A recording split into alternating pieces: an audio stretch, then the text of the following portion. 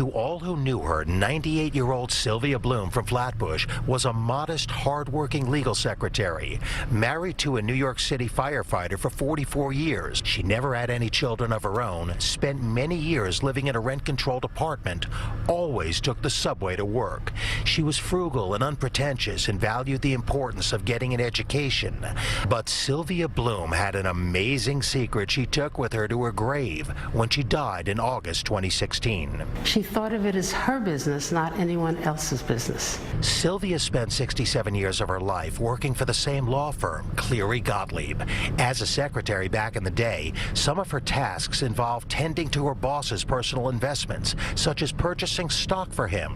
When she made these purchases, she also bought the same stock for herself, small amounts, whatever she could afford. Her boss bought AT&T, she would buy AT&T. Turns out at the time of her death, Sylvia Bloom parlayed her investment into a veritable fortune.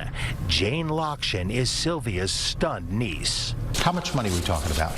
North of $9 million. I couldn't believe it. Lokshin is also the executor of Sylvia's estate.